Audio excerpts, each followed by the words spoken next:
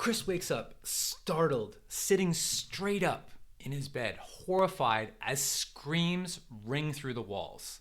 His heart almost jumps right out of his chest as he realizes that it's his roommate across the hallway. And this is the fourth time this week that this has happened, where he's woke up because his roommate is screaming. He's exhausted, but he can't get back to sleep because those screams are ringing in his head. So Chris rolls out of bed, opens his door, walks down the hallway to the kitchen, and makes a coffee in the Keurig machine. He's about to take that first delicious sip, and he's startled when he hears a voice behind him. And the voice says, "Hey, you can't be down here in your underwear, and you certainly can't be using a coffee maker. You haven't even been trained on it yet." This nightmare started a week ago when Chris first moved into the group home with 3 other guys he only briefly met on a house tour. Chris didn't choose to live this life. He was told it was going to be best for him. And he also was told that it was his only option. When he was told that he would be moving into a house with new roommates, all which have a disability, he wasn't told that he would never be able to do all of these things.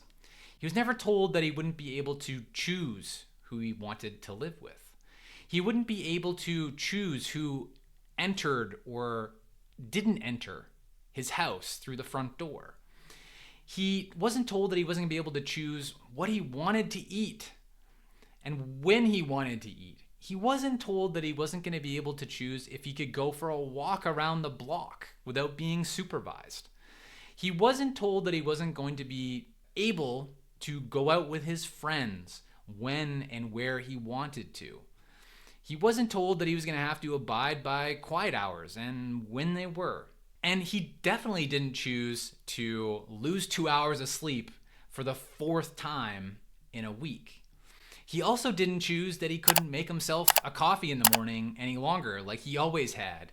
And he definitely didn't choose that he couldn't walk around his house in his underwear. Chris didn't choose to lose control of his life by living in a group home.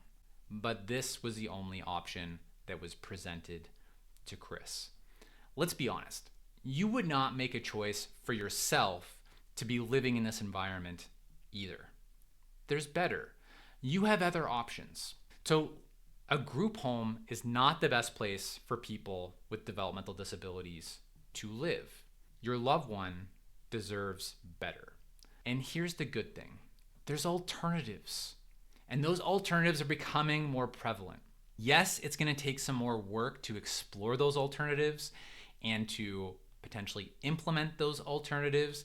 There's going to be some hurdles or barriers that you need to jump over, but ultimately it's worth it because those alternatives, like creating an individualized home that's absolutely best for your loved one, is worth it. Now, I don't have time in this short video to go into those alternatives, but what you can start thinking about.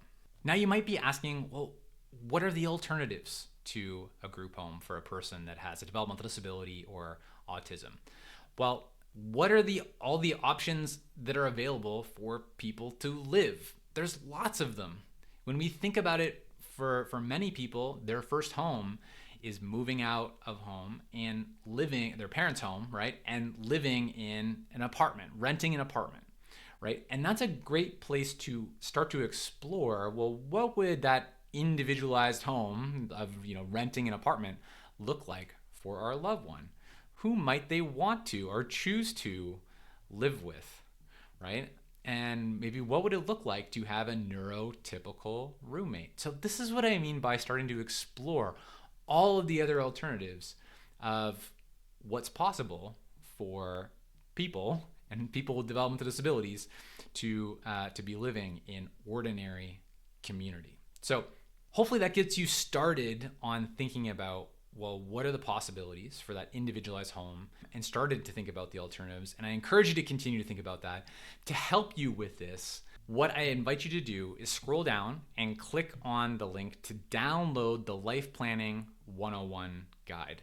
Now, this guide is going to guide you to be thinking about how to create an awesome ordinary life with your loved one, including a home of their own that's individualized to them, that's not a group home. All right, so go ahead, scroll down, click the link and enter your email, download the guide, and there's lots of really important things in there. They're gonna help you start to think about this. So also, if this video is helpful for you, I encourage you to click subscribe, scroll down, click subscribe, and I'll be sending out more of these videos on a weekly basis. I'm Eric Goll. Together, let's take our next small step forward this week.